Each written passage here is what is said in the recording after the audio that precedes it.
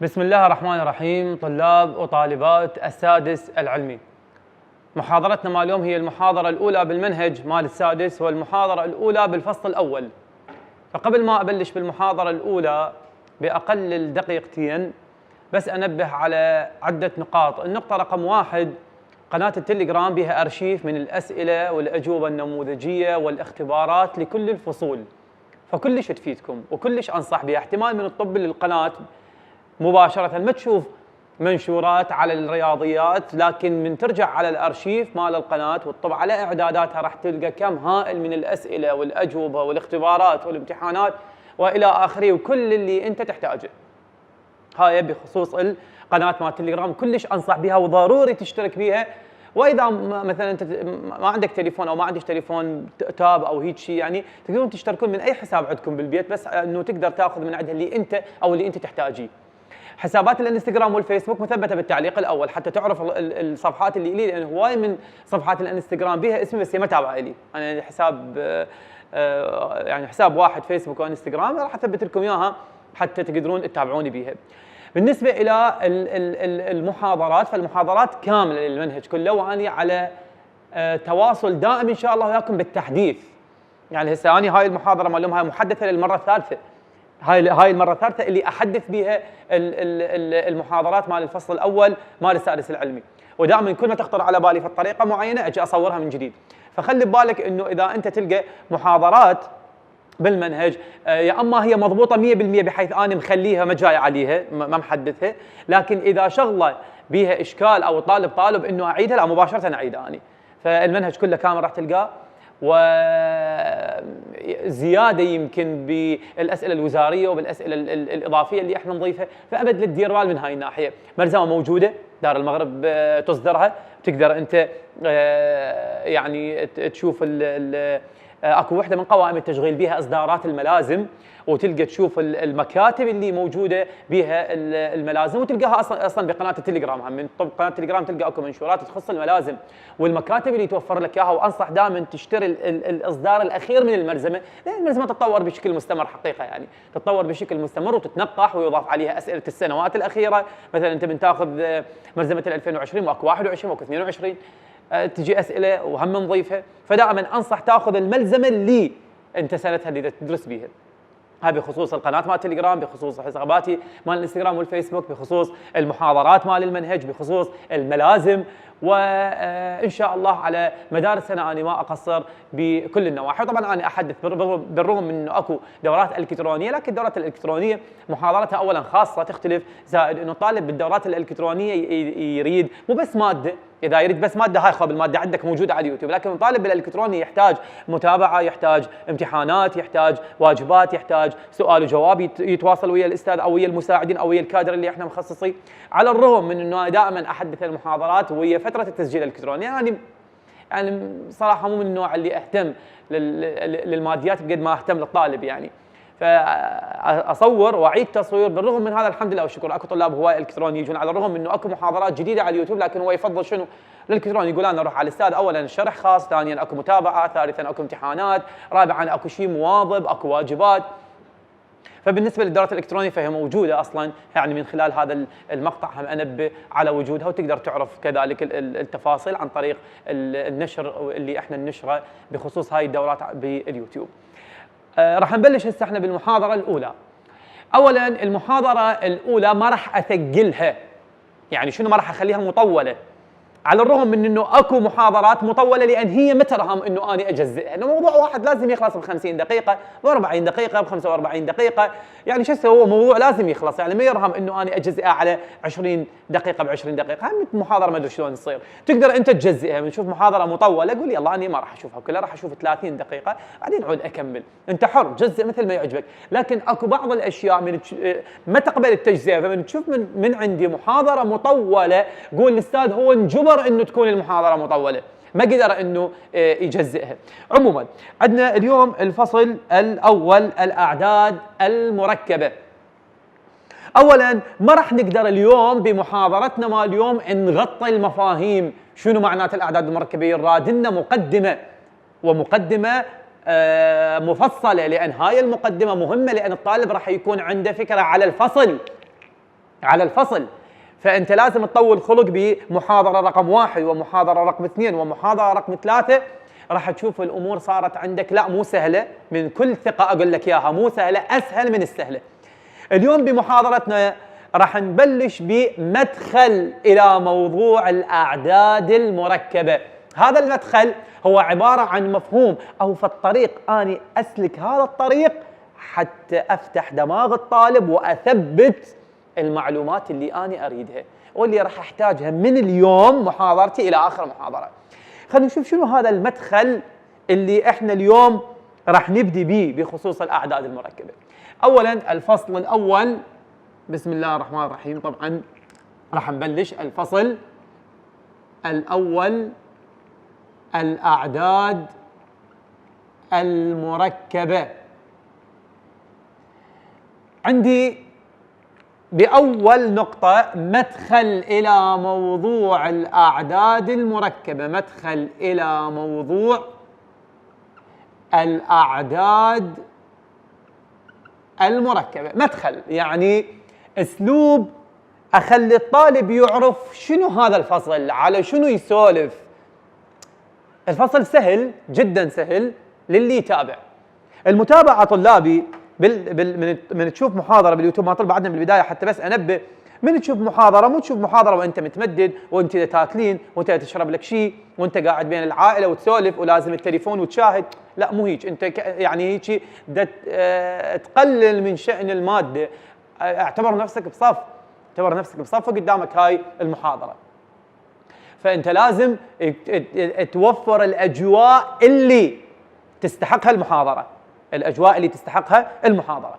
زين، مدخل إلى موضوع الأعداد المركبة. أولاً المدخل اللي أنا أسلكه شخصياً مختلف نوعاً ما وقريب إلى ذهن الطالب. شلون أنا أبدي ويا الطالب بخصوص الأعداد المركبة؟ أبدي وياه من نقطة الجذور التربيعية، اللي هو الطالب يعرف من الابتدائي، يمكن يعني من الخامس ابتدائي ماخذين بعض الجذور، مثلا جذر الأربعة كلنا نعرف انه جذر الأربعة 2، او جذر التسعة كلنا نعرف جذر التسعة 3، او جذر ال16 كلنا نعرف جذر ال16 4، او جذر ال49 كلنا نعرف 7، والى اخره من الجذور اللي ممكن تخطر على بالك.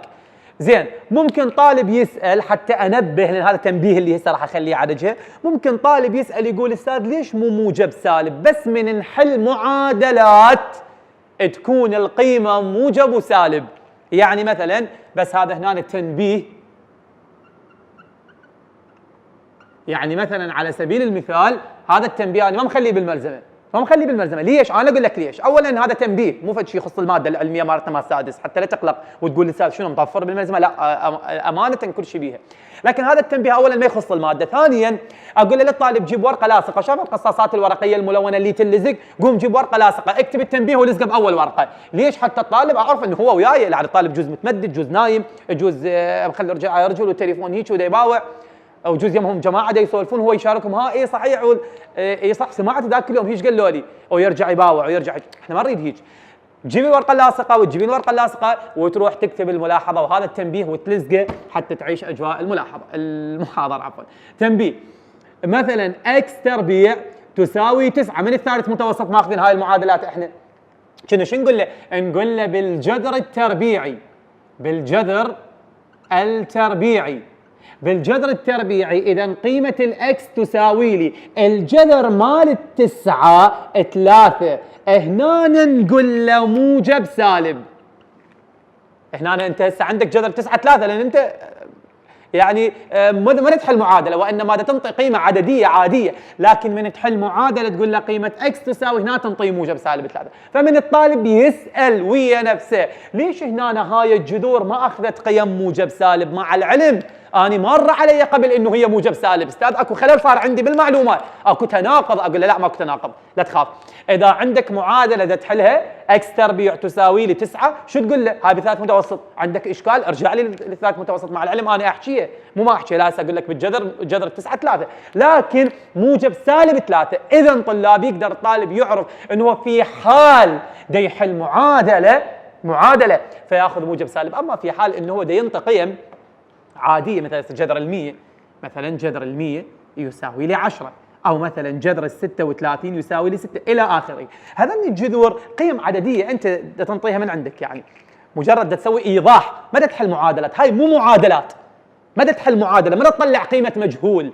ايش وقت ما انت او انتي، انا دائما احكي بصفه المذكر صراحه، يعني يروجون يقول استاذ احنا ترى نوبات نشاهد بنات، يعني بس هي لازم تجي هيك، يعني حتى الاسئله من تكتب جد قيمه اكس واي او جد ناتج ما ياتي اكيد يكتب بصفه مذكر، يعني احنا ما عندنا مشكله هاي. زين، الجذر التربيعي اكس تربيع تساوي 9، اذا الاكس تساوي موجب سالب 3، بمعنى بخلاصه كلامي اريد نطلع انا وياك بنتيجه انه انت اذا تحل معادله الجذر ياخذ موجب سالب، لكن اذا انت تنطي قيم عدديه من عندك ايضاحيه فهي تاخذ بس القيم الموجبه. اذا طلاب كل هاي الجذور اللي موجوده قدامك لها قيم، حتى انت اذا رحت على الحاسبه وخليت جذر مين، جذر مثلا جذر 12 او جذر مثلا جذر 5 جذر 2 جذر 3 الى اخره، الجذور اللي ما نقدر نعرف قيمتها اللي هي بها اعشار، هم الحاسبه تنطيك نتيجه، الحاسبه تنطيك نتيجه. هنا راح نطلع انا وياك بخلاصه، كل الاعداد الموجبه الموجوده تحت الجذر التربيعي تمتلك قيم حقيقيه، هيش بس خليها ببالك. شنو معناها؟ يجيك معناها، لا تستعجل ولا تستعجلين. كل الاعداد الموجبه تحت الجذر التربيعي لها قيم حقيقيه، يعني جذر الاربعه الى قيمه ايش قد؟ 2، لأن الأربعة موجب تحت الجذر التربيعي. التسعة جذرها ايش قد؟ 3، قيمة حقيقية للجذر. الأربعة قيمة حقيقية للجذر. السبعة قيمة حقيقية للجذر. بمعنى الطالب يقول الأستاذ أريد عبارة تناسبني أنا كطالب، أريد عبارة تناسبني أنا كطالب، عاملني بمستوى عقلي كطالب، مو مستوى عقلي يعني أنتم أقل من، لا كطالب، سواء شاطر كلش او مستوى ضعيف. احنا ما بدنا نسولف لان اخاف العباره تفهم خطا. يقول استاذ عاملني بمستوى الطلاب حتى تسهل علي، اقول له ماشي اوكي عاشت ايدك. بمستوى الطلاب كعباره بيني وبينك انه كل الجذور الموجبه الها نواتج، اي رقم موجب تخلي لي اياه جوا الجذر التربيعي الى ناتج. استاذ اي رقم؟ اي رقم، يعني استاذ مثلا حتى جذر 7 الى عد، ليش ما له ناتج؟ روح على الحاسبه تنطيك الناتج مالته. شنو الاشكال اللي بالموضوع؟ اوكي، شنو الاشكال اللي بالموضوع؟ اذا كل الاعداد الموجبه تحت الجذر التربيعي لها شنو؟ قولوا وياي لها شنو؟ لها نواتج. كل الاعداد الموجبه تحت الجذر التربيعي ايش الها؟ لها نواتج. كل الأعداد الموجبة ويا الجذر التربيعي أو كل الأعداد الموجبة تحت الجذر التربيعي إلها نواتج، سواء أنا وياك نعرفها أو ما نعرفها، الحاسبة تقول لنا إياها، لكن الناتج موجود. الناتج شنو؟ موجود، سواء إحنا من عندنا نعرفه، مثل جذر الأربعة أنا وياك نعرفه 2، جذر ال25 أنا وياك نعرفه 5، جذر ال49 انا وياك نعرفه 7، جذر ال100 انا وياك نعرفه 10، جذر ال64 انا وياك نعرفه 8، جذر ال7 انا وياك ما نعرفه لكن الحاسبه تقول لنا عليه ايش قد، جذر ال11 ما نعرفه لكن الحاسبه تقول لنا عليه ايش قد. يعني كلهن الهن نواتج، سواء معروفه من خلالنا او معروفه من خلال الحاسبه. هاي خلاصه رقم 1. 2، الإشكالية وين؟ الإشكالية بالأعداد السالبة تحت الجذر التربيعي. الأعداد السالبة يعني على سبيل المثال أنا عندي هسه هنا ملاحظة، مثلا عندي جذر -4، عندي جذر -9، عندي جذر -25 على سبيل المثال ذني الثلاثة. هذني طلابي جذر -4 ما عندي. طالب يقول استاذ ليش؟ اقول له ماشي، ايش قد تتوقع جذر -4؟ اقول له ماشي سعوفك من عقلنا، روح على الحاسبه. حاسبه هسه عندك مال التليفون، اكتب جذر خلي -4 واضغط يساوي، بس تعطيك ايرور خطا. هاي نقطه رقم 1. ليش؟ لأن الأعداد السالبة تحت الجذر التربيعي ما إلها نواتج حقيقية، ما موجودة. ليش؟ أستاذ جاوبنا على الليش، احنا بالنا يم الليش. أقول لك ماشي. إيش قد تتوقع جذر سالب 4؟ 2؟ خطأ. ليش؟ يعني 2 في 2 4. زين أستاذ مو سالب 2؟ لا مو سالب 2. ليش؟ لأن سالب 2 في سالب 2 مهم 4. هم أستاذ ما افتهمنا. تعالوا وياي، تعالوا وياي. هذا الرقم إذا ضربته بنفسه يرجع هذا. 2 في 2 4، 3 في 3 9، 4 في 4 16، 7 في 7 49، 10 في 10 100، 6 في 6 36. إذن من عندك جذر تربيعي وتطلع له ناتج،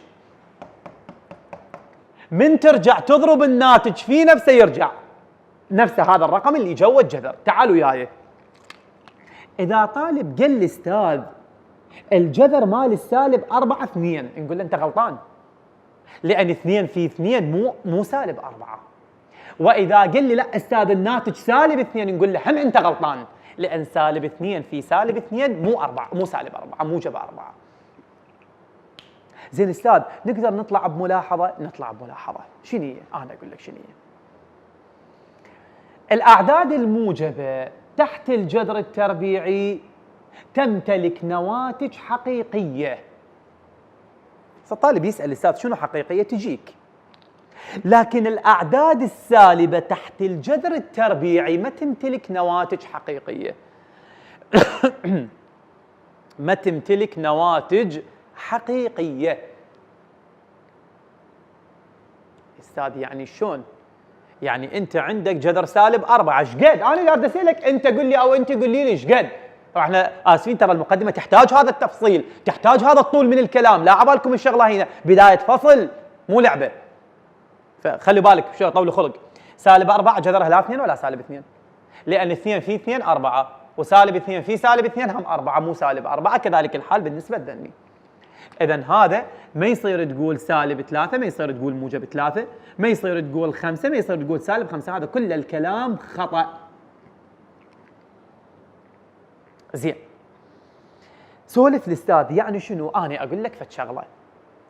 عندنا أعداد نصيح لها الأعداد الحقيقية. الأعداد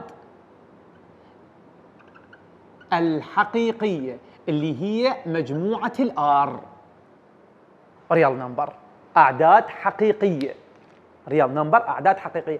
شنو هاي الأعداد الحقيقية؟ كل الأعداد اللي أنت أخذتها من الأول ابتدائي إلى الخامس العلمي بأنواعها هي أعداد حقيقية موجودة بالحقيقة. الموجب عدد حقيقي، السالب عدد حقيقي، الجذر عدد حقيقي، الكسر عدد حقيقي. شنو الأشياء اللي أخذتها؟ كلها تعتبر أعداد حقيقية. هذني القدامي 3 أقلام، إذا الثلاثة عدد حقيقي موجود بالواقع اللي أعيشه. السالب 1 عدد حقيقي، درجة الحرارة بالشتاء تصير سالب تحت الصفر، إذا عدد موجود بالحقيقة. لا أضرب لك مثل العدد واستخداماته اللي بالحقيقة حتى نقول عليه عدد حقيقي. نصف، أنا ممكن أتحرك هاي المسافة نصف متر أو هاي المسافة نصف متر، إذا النصف عدد حقيقي. فمن يجي الطالب يقول لي أستاذ شنو الأعداد الحقيقية؟ أقول له الأعداد اللي نستخدمها بالحقيقة أعدادنا أعداد حقيقية. ليه؟ مجموعة الأعداد الصحيحة، مجموعة الأعداد السالبة والموجبة والجذر والكسر، كل أعداد حقيقية هاي. حتى تعرف شنو معنات الأعداد الحقيقية. العدد الموجب عدد حقيقي، هاي 3 أقلام.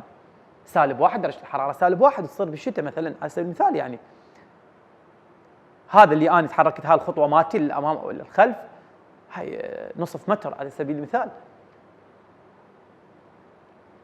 لهذا السبب هاي كلها تعتبر أعداد حقيقية. هاي الأعداد الحقيقية. هذني الأعداد نقول عليهن أعداد غير حقيقية. يعني ما موجودة بواقعنا أو بالحياة اللي إحنا نعيشها، أعداد ما موجودة. ماكو فد شيء اسمه جذر سالب 4 بالواقع اللي إحنا نعيشه، ما موجود، هذا رقم ما موجود، هذا رقم تخيلي. تعالوا وياي خلينا نشوف شنو معنات هذا الكلام. طلابي، جذر سالب 4 عدد غير حقيقي، جذر سالب 9 عدد غير حقيقي، جذر سالب 25 عدد غير حقيقي، جذر سالب على سبيل المثال 36 عدد غير حقيقي. طلاب، هاي أعداد غير حقيقية، أعداد، بس احنا سولفنا شنو معنات الأعداد الحقيقية حتى لا يصير عنوان. هاي الأعداد طلاب أعداد غير حقيقية وما موجودة بالحقيقة والواقع اللي احنا نعيشه.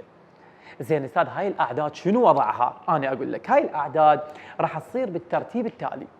هذا جذر سالب 4، أقدر أكتبه جذر 4 في جذر سالب 1، وجذر 9 في جذر سالب 1، وجذر 25 في جذر سالب 1، وجذر 36 في جذر سالب 1.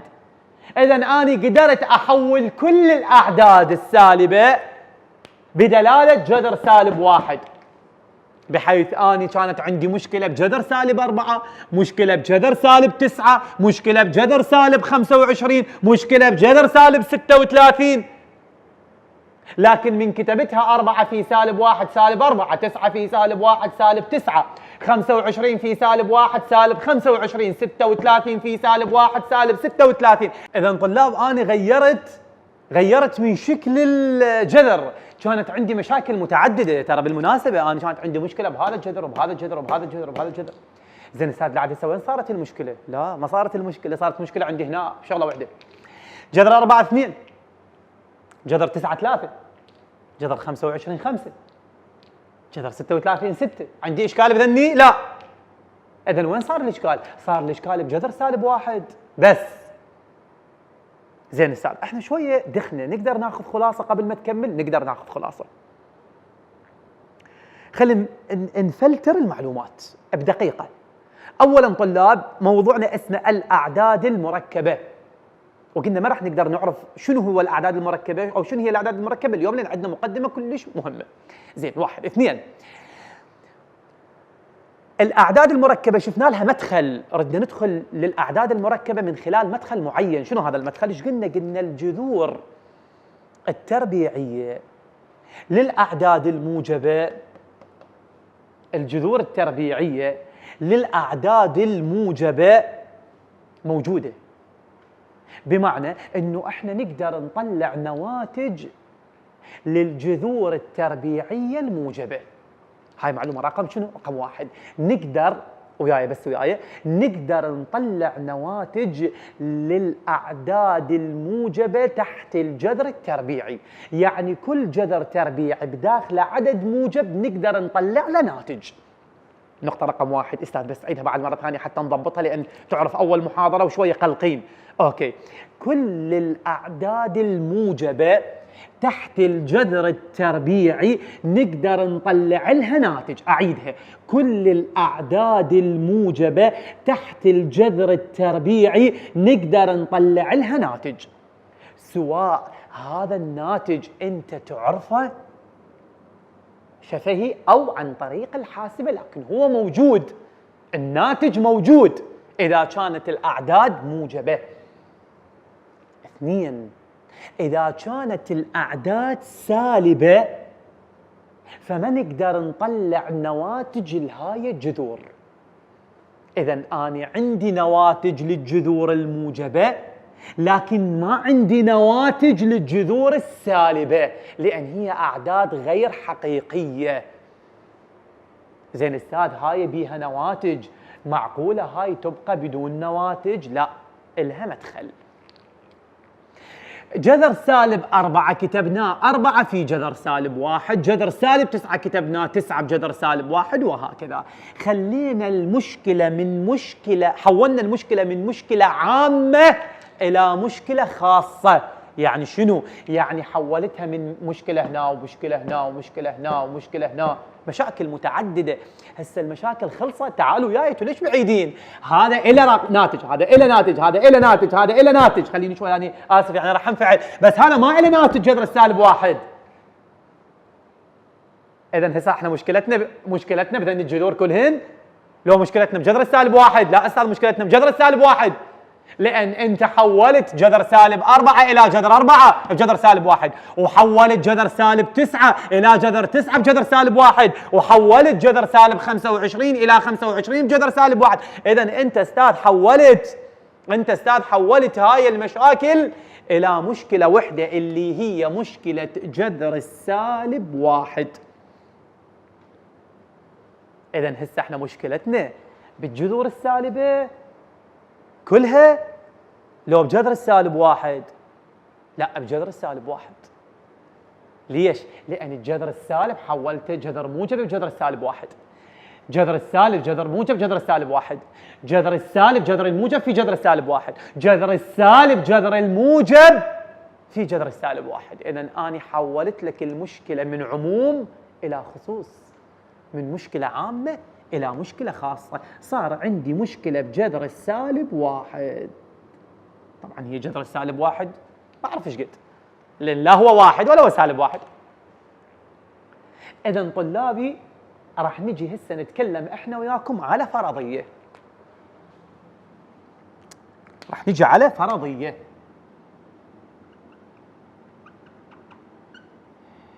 المقدار جذر السالب واحد طلابي موجود، ورقم أو عدد غير حقيقي.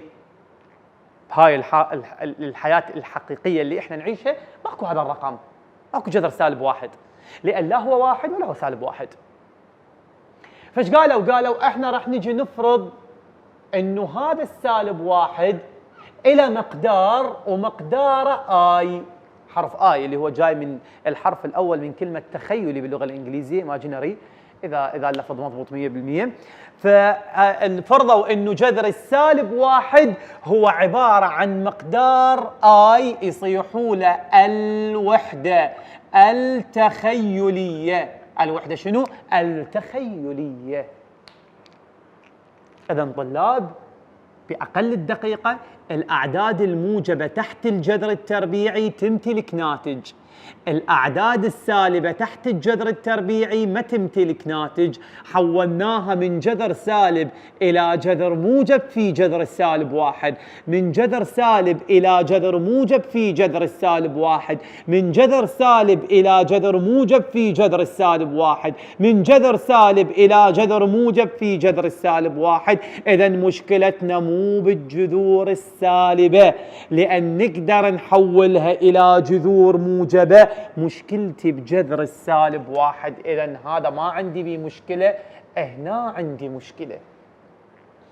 وهذا المقدار لأن هو غير حقيقي أخذناه وفرضنا إنه جذر السالب واحد يساوي آي، فرضية من عندنا، فشي تخيلي تخيلناه.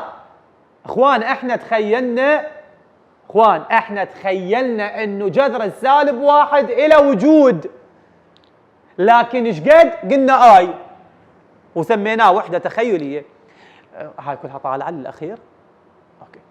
إذن طلاب، أول معلومة راح تتعلمها بالسادس العلمي بالرياضيات إنه ايش قد مقدار الآي. الآي يساوي جذر السالب واحد واسمه الوحدة التخيلية. هاي فرضية من عندنا. إذن كل آي ايش قد؟ جذر سالب واحد، أو كل جذر سالب واحد هو آي. هاي نقطة رقم واحد، أو المعلومة رقم واحد. من أجي أقول لك شنو الآي تقول لي أستاذ جذر السالب واحد.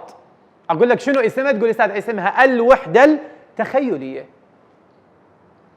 هاي الفرضية جذر سالب واحد تساوي آي، راح أربعها بالتربيع. أقول طبعا أنا حقيقة يعني تعرف الطالب اللي ينجح يعني اكو اخاف عنده فجوه بالمعلومات، لكن دائما من تريد تتخلص من الجذر تقول بالتربيع، لان التربيع يلغي الجذر. يعني استهناء من اجي اقول له بالتربيع. تعرف شنو بالتربيع؟ اخاف طالب يسال يقول استاذ شنو معنات التربيع؟ انا اجاوبك. جذر -1 يساوي اي. من اقول لك بالتربيع يعني هذا الكلام كله راح نشتقه احنا وراح نسد عليه الباب، يعني ما راح نحتاجه بالحل حقيقه، لكن مهم لازم الطالب يعرف منين اجى، لازم ما بيها اي مجال. فراح نشتق ونوضح ونثبت المعلومات، واقول لك هذا الكلام بس تفهمه، بس ما راح تشتغل عليه، وهذا الكلام تفهمه وتحفظه لان راح تحتاج المعلومات اثناء الحل. وهاي هسه كل شيء اوضح لك وكل شيء اوضح لك. من نقول بالتربيع معناها هذا الطرف يصير تربيع وهذا الطرف يصير تربيع، كلمة أو عبارة بالتربيع هذا معناها تربيع الطرفين، يعني هذا الطرف يصير تربيع وهذا الطرف يصير تربيع. واحنا من الثالث والرابع والخامس نعرف انه التربيع ايش يلغي الجذر. فإذا هذا التربيع لغى هذا الجذر ايش بقى لك؟ -1. وطبعا هي الاي فوقها تربيع يعني هيك تصير صح؟ زين هسه بهيك حاله ايش راح تقراها؟ راح تقراها انه -1 يساوي اي تربيع او اي تربيع تساوي -1. اذا معلومه رقم 2 تقول يابا ترى الاي تربيع تساوي -1. خاف طالب يسال يقول استاذ مو هي -1 تساوي اي تربيع؟ ترى نفس الشيء، قراها من اليسار لليمين، -1 يساوي اي تربيع، قراها من اليمين لليسار اي تربيع تساوي -1. ترى نفس الشيء، يعني مثل ما انا اقول لك 3 تساوي اكس، مو هي اكس تساوي 3 ترى. يعني نوبات طالب تعبر عليه هيك اشياء يعني متوتر او يعني ما احنا نوضح دائما، ويبقى الطالب انه هو لازم يعرف انه هاي الاشياء نفس الشيء معكوسه، تقراها من اليمين لليسار او من اليسار لليمين خاصه بالمساواه. ف1 تساوي اي تربيع او اي تربيع تساوي لي -1. اذا المعلومه رقم 2 تقول انه الاي تربيع تساوي -1. اوكي. مره ثانيه راح اربع حتى اتخلص من هذا السالب هم، فراح اجي اقول له بالتربيع. هسه الطالب يفتهم شنو التربيع؟ معناها هذا الطرف يصير تربيع وهذا الطرف يصير تربيع. ف1 من يتربع 1 كنا نعرف -1 في -1 1 يساوي، وهذا التربيع ينضرب بالتربيع 2 في 2 4 فتصير اي اس 4. فراح تصير عندنا انه اي اس 4 تساوي لي 1. اذا المعلومه رقم 3 انه الاي اس 4 تساوي 1. ان 4 معلومات، لان كلهن لازم ينحفظن، لان انت عرفت الاصل منين اجى فلازم تحفظ. ايش بعد انه هسه الطالب يقول استاذ هاي اي اس 1 وهاي اي اس 2 وهاي اي اس 4، زين الاي اس 3 وين؟ موجوده عندي هسه راح اشتقها. بس قبل ما اشتق الاي اس 3 بس نرجع بشكل سريع حتى نستوعب الكلام ونسوي خلاصه ثانيه. اولا الاعداد الموجبه تحت الجذر التربيعي تمتلك نواتج. الاعداد الموجبه تحت الجذر التربيعي تمتلك نواتج. الاعداد السالبه تحت الجذر التربيعي ما تمتلك نواتج. فايش سوينا؟ حولناها الى رقم موجب، يعني الجذر السالب حولناه الى موجب ب1، موجب ب1، موجب ب1، موجب ب1. فوصلنا نقطه طلابي، وصلنا نقطه حصلنا بيها انه هاي كلها ما بيها مشاكل. وين صارت عندي الاشكاليه؟ عندي الاشكاليه صارت بجذر -1. صارت عندي الاشكاليه بجذر -1 اللي هو هذا اللي تشوفوه قدامكم. رحنا ايش سوينا؟ رحنا فرضنا، قلنا يابا هذا جذر -1 هو فد شيء تخيلي ما موجود، راح نفرضه اي. نفرض فرضيه من عندنا انه جذر -1 صار شنو؟ اي. اوكي تعالوا، جذر -1 صار اي. اذا اول نقطه انه الاي تساوي جذر -1. هيات اي تساوي جذر -1. انتهينا. بعدين قلنا بالتربيع عدلناها للمعادله، فالتربيع لغى الجذر بقى -1 ويساوي، من ربعنا الاي صارت اي تربيع، فصارت عندنا معلومه ثانيه تقول الاي تربيع -1. وهاي ايش قد راح تستفاد منها الاي تربيع تساوي سالب واحد، يعني فائده مو طبيعيه. راح يخلص الفصل وانت تحتاج الاي تربيع تساوي سالب واحد. زين، بعدين رجعنا قلنا بالتربيع، فالسالب واحد من يتربع يصير واحد، سالب واحد في سالب واحد واحد، والاي تربيع هي تربيع وتتربع تصير اي اس 4، فصارت عندك الاي جذر سالب واحد، الاي تربيع سالب واحد، الاي اس 4 واحد. بعد لي اي تكعيب.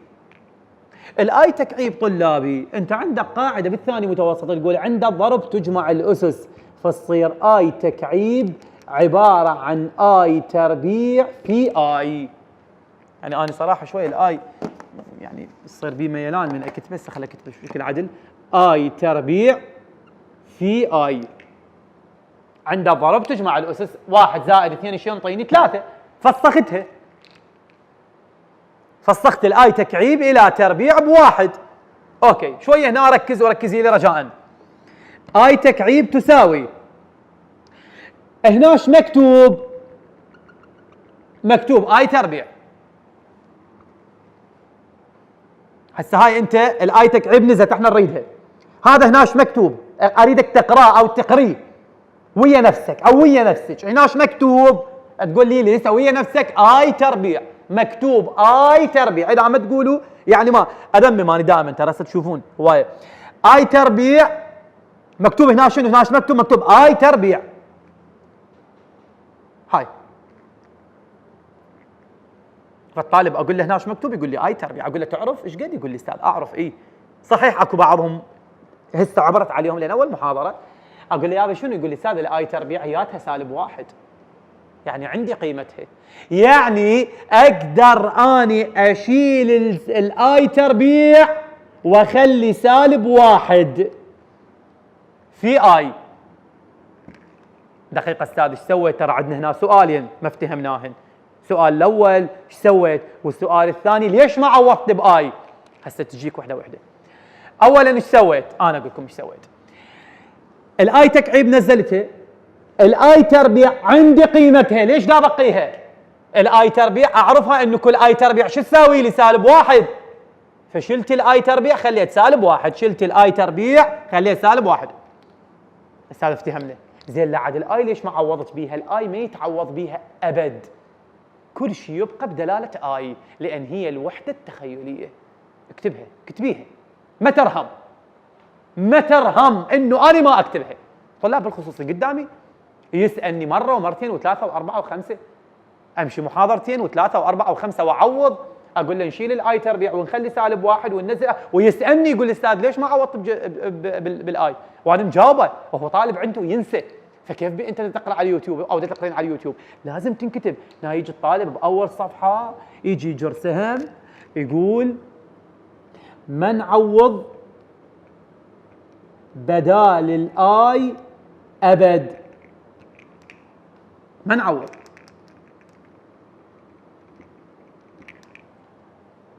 نعوض بدال اي تربيع، اعوض بدال الاي تربيع سالب واحد، اعوض بدال اي اس 4 واحد مثل ما راح يجيني بعدين، اعوض بدالها واحد، لكن اعوض بدال الاي جذر سالب واحد لا، ما اعوض ابد.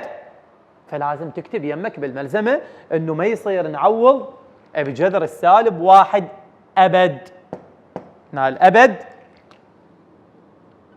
بالاحمر، هاي تستوعبها ماشي. يبقى كل شيء بدلاله اي. ليش؟ لان هي الاصل، هي الاصل. هاي الجذر سالب واحد تساوي، هي الاصل، هي الوحده التخيليه. تعالوا وياي. اي تكعيب تساوي هذا شنو؟ سالب واحد. هذا شنو؟ اي. شنو بيناتهن؟ ضرب. سالب واحد في اي سالب اي. اذن الاي تكعيب تساوي سالب اي. 4 الاي تكعيب تساوي سالب اي. شوفوا احنا راح نبدا نشتغل هسه على هاي المحاضره، بس ذمه برقبته ورقبتها. اللي يفتح المحاضره الثانيه او الثالثه وهو بعد ما حافظ ذني ما ترهم. انا اذمم حتى اخلي الطالب اصلا ما عليه يقرا، شلون الزمكم؟ ما اقدر والله. ابو الالكترون هم نذمم احنا عليه، بس همينا ما نقدر نلزم.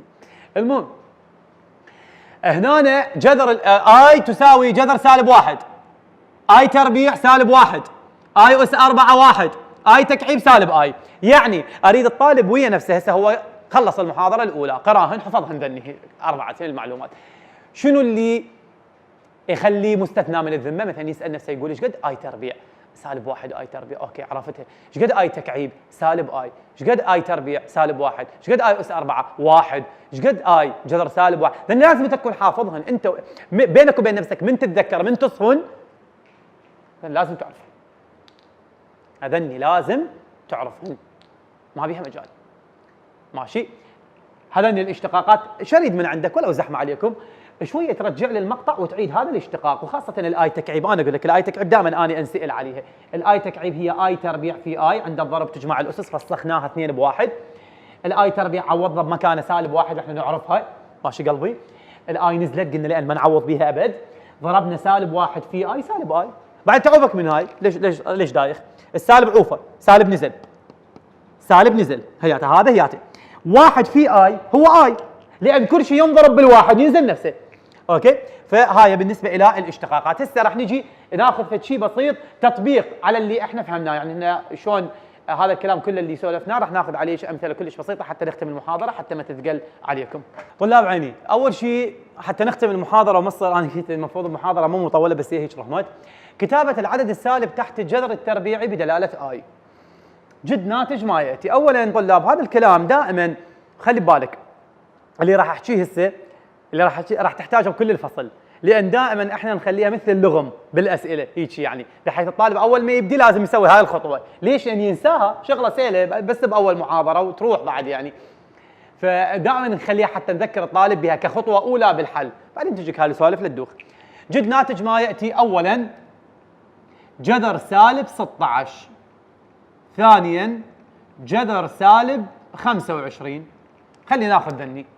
اولا كتابه العدد السالب تحت الجذر التربيعي بدلاله اي. هسه احنا جذر سالب 16 طلاب بحسب معلوماتنا ما له ناتج حقيقي، يعني بالحقيقه ما له ناتج حقيقي، حتى قلنا بالحاسبه ما يطلع لي ايرور. زين تعالوا شلون هسه. اولا جذر سالب 16 راح نكتبه جذر 16 في جذر سالب 1، مو هيك اتفقنا؟ اوكي. يساوي طلابي جذر ال 16 انا وياك، طبعا ذني السؤالين اعتبروهن تمهيد، السؤال الثالث والرابع حلوهن بيتكم، وبعدين يعني وقف المقطع وحلوه بيتكم. جذر ال 16 4، جذر السالب 1 مثبت لكن ما طالع لك بالصوره، انت المفروض تكون حافظه، ذممنا ترى. جذر السالب 1 اي. راح تقول لي استاذ انت قبل شويه مو قلت ما يصير نعوض؟ اي صحيح، قلت لك ما يصير تعوض بالاي، يعني اذا عندك اي بقيها اي، لكن اذا عندك جذر سالب 1 سويه اي، بالعكس احنا نريده بدلاله اي. اخي انا اذا اقول لك كتابه العدد السالب تحت الجذر التربيعي بدلاله اي، انا اريد كل شيء يبقى بدلاله اي، انا اريد الاي قدامي، اذا لقيت الاي قدامي ما اعوض بيها، هو انا اريدها هيك. وصلت؟ يعني هسه جذر سالب 1 اي، عوف اعتبره تمهيد ما عندنا مشاكل، عندنا هسه سؤال ثاني وثالث ورابع وخامس وعاشر اذا تريد. جذر سالب 25 راح نكتبه جذر 25 في جذر السالب 1، 25 في سالب 1 سالب 25. بها اشكال؟ ما بها اشكال. جذر ال 25 كنا نعرفه انه جذر ال 25 5، نقطة راس سطر ماكو نقاش. جذر السالب 1 انا وياك نعرف هسه هنا للتنبيه، الاي تساوي جذر سالب 1، والاي تربيع سالب 1، والاي اس 4 1، والاي تكعيب سالب اي، احنا ذني قلنا لازم انت تكون حافظها. اوكي، جذر السالب 1 ايش قد يساوي؟ اي. اذا انا اقدر اشيل جذر السالب 1، شو اخلي بمكانه؟ اخلي بمكانه اي. لكن اني اذا بالسؤال دا حل ولقيت اي اعوض جذر سالب؟ لا. يعني هنا هسه اني جذر سالب 1 شكت ال 25 5 25 5 وجذر سالب 1 اي. لكن اني لو دا حل مثلا لقيت 7 اي، لقيت بالحال دا حل، يصير اني اجي اشيل الاي واعوض جذر سالب؟ لا ما يصير. جذر سالب 1 يصير تحوله اي، لكن العكس ما يصير، لان اني اريد كل شيء يبقى بدلاله اي. جذر سالب 1 يصير تعوضه اي، لكن العكس ما يصير. وبعدين هاي راح تجيك بالمحاضرات، لا تستعجل حتى نكررها بعدين. ليش دو اخسر عليك؟ جذر سالب 36 تساوي جذر 36 في جذر سالب 1. جذر 36 انا وياكم ما نختلف 6، جذر سالب 1 اي. اذا جذر سالب 36 6 اي، جذر سالب 25 5 اي، جذر سالب 16 4 اي. 4 هاي رحيم طالعه زين. جذر سالب 49 تساوي جذر 49 في جذر السالب 1.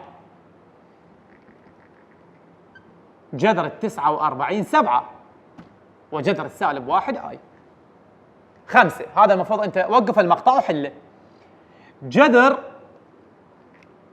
جذر سالب 64 تساوي جذر 64 في جذر سالب 1. جذر ال 64 8 وجذر السالب 1 اي.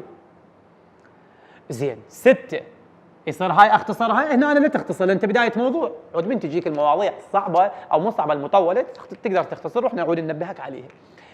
جذر سالب 100 يساوي جذر 100 في جذر سالب 1. جذر ال 100 10 وجذر سالب 1 اي. زين استاذ اذا الرقم ما ينجذر، اوكي 7 جذر 3 سالب جذر 3 يساوي، هنا طلابي سالب 3 تحت الجذر يصير جذر 3 في جذر السالب 1. طبيعي كل شيء، ما عندي مشاكل اني. 3 في سالب 1 سالب 3 طبيعي كلش.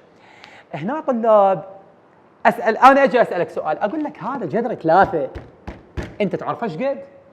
انت ما تعرف ايش قد، انت ما تعرف ايش قد. ينزل اخي رقم ما تعرف تجذره، انزله شو اسوي له قابل اني؟ اخلي روحي بروحه حتى اجذره؟ رقم ينجذر 64 8 اجذر، 49 7 ماشي، 25 5 اوكي، لكن جذر 3 وانت ما تعرف هو ايش قد، شو اسوي له؟ اخلي روحي بروحه، جذر 3 ينزل، هذه نزل ما ينجذر لين. وجذر السالب 1 اي. يعني استاذ اذا ينجذر اكتب الجذر مالته، اي صحيح، واذا ما ينجذر انزله، مضبوط. اوكي طبعا انا دائما من اصور تليفوني يمكن يدق 20 مره من اني قاعد ما حد يتذكرني. زين جذر سالب 5، جذر سالب 5 جذر 5 في جذر سالب 1. تعرف ايش قد جذر 5؟ لا استاذ ما اعرفه. نزله ما تعرفه، عشان شنو المشكله؟ وجذر سالب 1 تعرفه؟ اي استاذ اعرفه اي. نزله. ينجذر اجذر، ما ينجذر بقيه هو وجذره. زين استاذ واذا يتبسط؟ نجيك على 1 يتبسط 9 بس هذا الجذر. جذر سالب 12 يساوي جذر 12 في جذر السالب 1. جذر 12 ما ينجذر بس يتبسط، ماخذين مثال متوسط. هسه راح اكتب لك اياه بعدين اناقشك بيه. جذر 12 2 جذر 3. هسه يجيك لا تدوخ، لا تخاف، هياته جذرناه. يعني باوع الجذور 3 انواع، يا اما ينجذر شلون ال 64 8 شلون ال 16 4، يا اما ما ينجذر نهائي. لو ينجذر كلش يا ما ينجذر كلش، يا اما يتوسط. هسه هذا 12 2 جذر 3 جاي من 4 في 3 وجذر السالب 1 اي. خاف طالب يسال استاذ شلون جت ال 12؟ انا اقول لك ال 12 جايه من 4 في 3. زين الأربعة ايش قد جذرها؟ الأربعة جذرها 2 والثلاثة تبقى تحت الجذر. زين استاذ ليش مو 6 في 2؟ مو انت اذا كتبتها 6 في 2 لا 6 تقدر تجذرها ولا الاثنين راح تروح منك، ضيعت المشيتين عليك. لكن انت من كتبتها 4 في 3 استفاديت من الأربعة. مثلا هسه عندك انت جذر 18، جذر 18 انا افضل اخذها 9 في 2. ليش دا اخذها 6 في 3؟ مو هي 6 في 3 لا 6 تنجذر ولا 3 تنجذر، لكن ال9 في 2 عندي بيها امور. ال9 جذرها 3 وهاي الاثنين تبقى تحت الجذر. بس شوف هاي هنا 10 جذر سالب 18 يساوي جذر 18 في جذر سالب 1. جذر 18 يات 3 جذر 2 جذر السالب 1. هاي بالمناسبة هذا الكلام انا انطيت عليه 10 امثله، صدقني انت ما راح تستفاد، عفوا ما راح يعني ما راح يجيك هو واحده بس، راح تستفاد هوايه من هاي كثره الامثله اللي راح يصير جزء من الحل. فنخاف احنا عليك لان دائما مفاتيح الحل تكون بهاي الاشياء البسيطه، فاخاف انا جدا حتى اخذ امثله يعني دائما ببدايات المواضيع ما اخذ راسا امثله الكتاب، لا اجي اجيب من عندي ارقام اضبط الطالب يلا اروح الجا الى امثله وتمارين ووزاريات الموضوع.